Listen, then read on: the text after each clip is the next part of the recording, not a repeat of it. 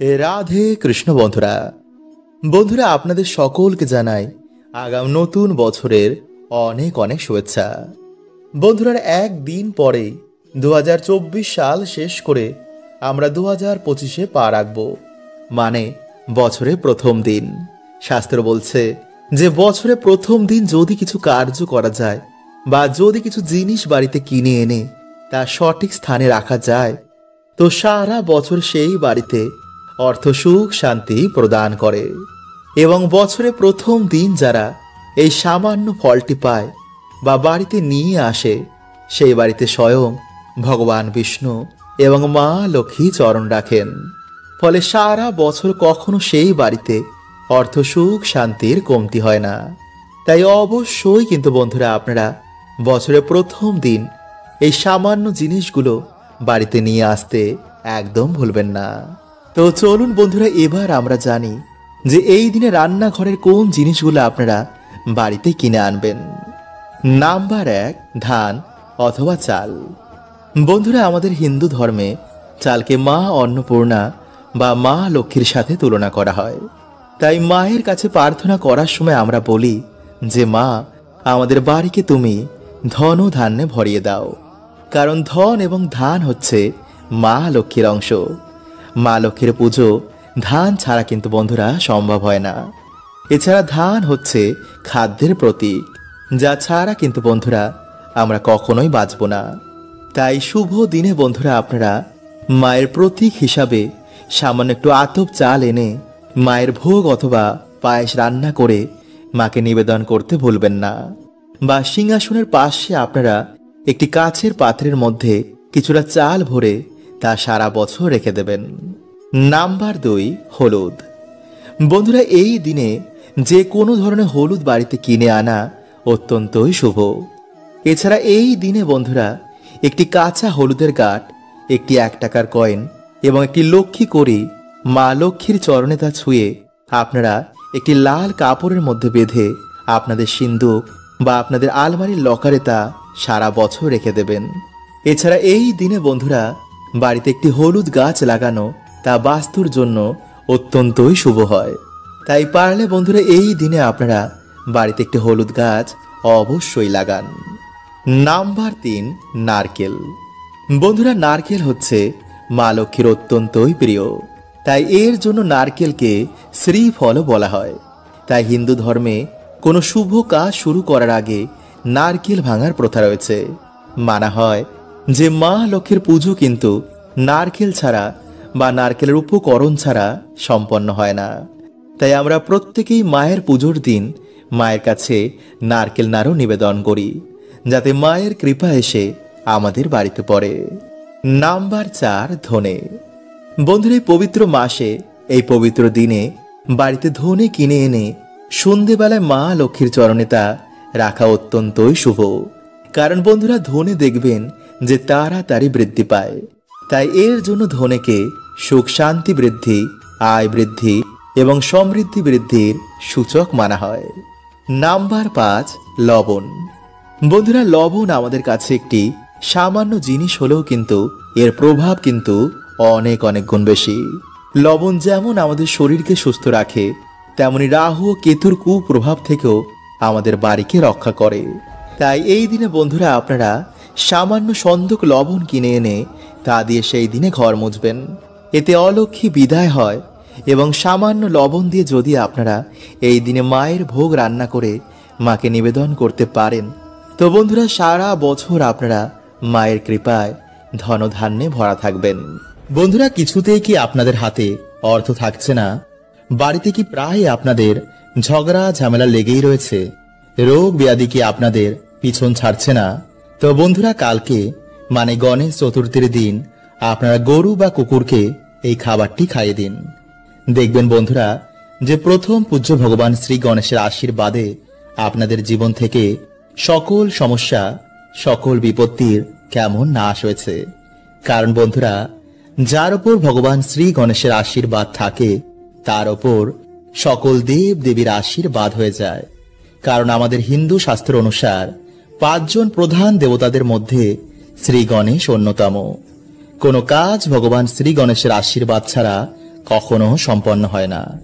তাই এর জন্য প্রত্যেক পুজোর আগে, প্রত্যেক যজ্ঞের আগে ভগবান শ্রী গণেশের নাম অবশ্যই নিতে হয়। কারণ ভগবান শ্রী গণেশ হলেন যশ, সাফল্য, সুখ, শান্তি, মহাশক্তি ও সমৃদ্ধির দেবতা। এছাড়াও তিনি শিক্ষা, জ্ঞান, মেধা, প্রবল ইচ্ছা শক্তি, বুদ্ধি, সাহিত্য ও সময়ের দেবতা। সুতরাং বন্ধুরা, আপনারা বুঝতেই পারছেন যে জীবনে সুখে থাকতে আমাদের ভগবান শ্রী গণেশের আশীর্বাদ নেওয়াটা অত্যন্তই জরুরি। তাই বন্ধুরা, সকল দেবতা ভগবান শ্রী গণেশকে প্রথম পূজ্যের বরদান দেন। তার পুজো ছাড়া কোনো দেবতা সেই বাড়িতে নিবাস করেন না। তাই আপনি যতই পুজো পাঠ করুন না কেন, যদি ভগবান শ্রী গণেশের আশীর্বাদ না নেন, তো কোনো দেবতা আপনার বাড়িতে কখনো প্রবেশ করবে না। তাই বন্ধুরা, ভগবান বিশ্বকর্মা তাকে দিয়েছিলেন পাশ, অঙ্কুশ, পরশু ও পদ্ম, নানা রত্ন অলঙ্কার ও সুন্দর বসনে সর্বাঙ্গ সুন্দর করেছিলেন ভগবান বিষ্ণু ও ভগবান শঙ্কর, এবং পৈতে দিয়েছিলেন গৌতম মুনি। তাই বন্ধুরা, ভিডিওটি একটি লাইক করে কমেন্টে হর হর মহাদেব ও জয় শ্রীকৃষ্ণ অবশ্যই লিখুন, এবং তার সাথে আপনারা একবার বলুন জয় শ্রী গণেশের জয়। বন্ধুরা, কালকের দিনে আপনারা সবার প্রথমে ভগবান শ্রী গণেশের পুজো অবশ্যই করবেন। তারপরে আপনারা দিনটি শুরু করুন। ঘুম থেকে উঠেই আপনারা সবার প্রথমে ওম গণ গণপতায় নমঃ এই মন্ত্র পাঠ করবেন। এরপর বন্ধুরা, আপনারা রুটি ও মিষ্টি ভগবান শ্রী গণেশের নামে ভগবানকে প্রণাম করে তার উপর দূর্বা দিয়ে আপনারা মনে মনে বলবেন, হে প্রভু, হে দয়ার সাগর, হে করুণাকর, আমি তোমার নামে এই অবলা প্রাণীদের এই খাদ্য দান করছি। প্রভু, যদি আমার কোনো ভুল হয়ে যায়, তুমি আমাদের ক্ষমা করো, এবং আমাদের জীবন থেকে দুঃখ দরিদ্রতা প্রভু তুমি চিরতরে দূর করো। যারা পড়াশোনা করছেন তারা ভগবানের কাছে বিদ্যা বুদ্ধি চাইবেন, এবং যারা চাকরি খুঁজছেন, যারা কিছুতেই চাকরি পাচ্ছেন না, বা যারা ব্যবসায় উন্নতি করতে চান এবং যারা আর্থিক উন্নতি করতে চান, তারা ভগবানের কাছে তাই চাইবেন। এরপর আপনার সেই খাবারটি কোনো গরু বা কুকুরকে বা কোনো ইঁদুরকে সেটি খাইয়ে দিন। ওম শ্রী গণেশায় নমঃ। বন্ধুরা, আমাদের হিন্দু ধর্মে ভগবান শ্রী গণেশকে স্মরণ না করে কোনো কাজ সম্পন্ন হয় না। শাস্ত্র বলছে যে ভগবান শ্রী গণেশের মন্ত্র জপ করলে মানুষের জীবনে কোনো প্রকারের অভাব থাকে না। সংসার এবং আধ্যাত্মিক জীবনে সেই ব্যক্তি সফলতা করেই, কারণ ভগবান শ্রী গণেশ হচ্ছেন প্রথম পূজ্য দেবতা এবং হিন্দু ধর্মের প্রধান 5 জন দেবতার মধ্যে অন্যতম। তাই যদি বন্ধুরা আপনারা যে কোনো বুধবার এই নিয়মগুলো আপনারা মেনে চলতে পারেন, তো অবশ্যই বন্ধুরা আপনাদের জীবনে সৌভাগ্য তো আসবেই, এবং আপনাদের মনোবাসনা কিন্তু অবশ্যই পূর্ণ হয়ে যাবে।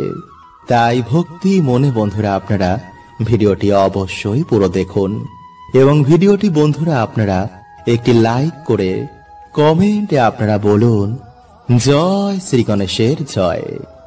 নাম্বার 1, বন্ধুরা, ভগবান শ্রী গণেশের বার হচ্ছে বুধবার। তাই এই দিনে অবশ্যই কিন্তু আপনারা বাড়িতে ভগবান শ্রী গণেশের পুজো অর্চনা দিতে কিন্তু একদম ভুলবেন না, কারণ ভগবান শ্রী গণেশকে বিঘ্নহর্তা বলা হয়েছে। তার কৃপায় বড় বড় বাধা, বড় বড় দুর্ভাগ্য নাশ হয়ে যায়। শাস্ত্র বলছে যে যে বাড়িতে ভগবান শ্রী গণেশের পুজো অর্চনা করা হয় না, তার নাম স্মরণ করা হয় না, সেই বাড়িতে কোনো দেবদেবীর কৃপা বা সেই বাড়িতে কোনো দেবদেবী কখনো বাস করেন না। কারণ সকল দেবতা মিলে ভগবান শ্রী গণেশকে বরদান দিয়েছিলেন যে প্রথম পূজ্য হওয়ার। তাই এই দিনে বন্ধুরা আপনারা স্নান করে পরিষ্কার জামা কাপড় পরে বাড়িতে একটি ভগবান শ্রী গণেশের নামের একটি প্রদীপ ধরাবেন। এরপর আপনারা আপনাদের সাধ্য অনুযায়ী যে কোনো লাল ফুল, লাড্ডু এবং 11টি দুব্বা দিয়ে ভগবানের পুজো করুন। যদি বাড়িতে আপনাদের ভগবানের মূর্তি না থাকে, তো ভগবান শ্রী গণেশকে স্মরণ করে মা লক্ষ্মীর চরণে বা সে প্রদীপের পাশে আপনারা তা রেখে দিন। নাম্বার 2, বন্ধুরা এরপর আপনারা হাত জোর করে ভগবানকে বাড়িতে আসার আপনারা অবশ্যই আমন্ত্রণ জানান। আপনাদের দুঃখ কষ্ট, আপনাদের যা মনোবাসনা রয়েছে ভগবানকে জানান এবং তারপর আপনারা ভগবান শ্রী গণেশের যে কোনো মন্ত্র আপনারা 11 বার জপ করুন। নাম্বার 3, বন্ধুরা যদি আমাদের ওপর একবার ভগবান শ্রী গণেশের আশীর্বাদ এসে পড়ে তো কখনো কিন্তু আমাদের মান সম্মান এবং অর্থের জন্য আর পিছনে করে দেখতেও হবে না। তাই বন্ধুরা যে কোনো বুধবার আপনারা দিনে অথবা রাতে হোক, আপনারা যে কোনো সময় ভগবানের পুজো করার পর আপনারা 3টে হলুদ এবং একটি 1 টাকার কয়েন হাতে নিয়ে আপনারা ওম শ্রী গণেশায় নমঃ এই মন্ত্রটি আপনারা 108 বার বা 11 বার জপ করে ভগবানের শ্রী চরণে তা রেখে দিন এবং পরের বুধবার আপনারা একটি লাল কাপড়ে তা বেঁধে আপনাদের বাড়ির আলমারি, সিন্দুক বা যে কোনো টাকা রাখার জায়গায় আপনারা তা রেখে দিন এবং যখন বন্ধুরা আপনারা কোনো শুভ কাজে যাবেন সেই হলুদের পোটলাটি নিয়ে কিন্তু আপনারা অবশ্যই যান। দেখবেন বন্ধুরা সেই কাজে আপনারা অবশ্যই সফলতা পাবেন। এছাড়া বন্ধুরা বুধবার দিন গোমাতাকে অন্ন দান করলে, পশু পাখির সেবা করলে পরম সৌভাগ্যের প্রাপ্তি হয়। তাই বন্ধুরা এই বুধবার দিন কিন্তু আপনারা এই নিয়মগুলো মেনে চলতে একদম ভুলবেন না। বন্ধুরা যদি আপনারা রাতে এই প্রক্রিয়াটি করেন তো বন্ধুরা রাতে আপনারা কিন্তু অবশ্যই নিরামিষ আহারই গ্রহণ করবেন, কারণ এমন শুভ কার্যের আগে এমন অশুভ কাজ না করাই ভালো। এছাড়াও আপনারা আজকের রাতে মদ্যপান, নেশা, কাম, ক্রোধ, লোভ এই কার্যগুলো করবেন না। আজকে রাতে আপনারা ব্রহ্মচর্যের পালন করবেন। ভাববেন আপনাদের বাড়িতে ভগবান অতিথি হয়ে আসবেন। তাই আপনারা পরিষ্কার ধোয়া জামা কাপড় পরে ভালো করে হাত পা ধুয়ে বাড়িতে একটি ভগবান শ্রী গণেশের নামের একটি প্রদীপ ধরাবেন। এরপর আপনারা ভগবানের উদ্দেশ্যে লাড্ডু বা মোদক সাথে লাল ফুল এবং দূর্বা ভগবানকে অবশ্যই দেবেন।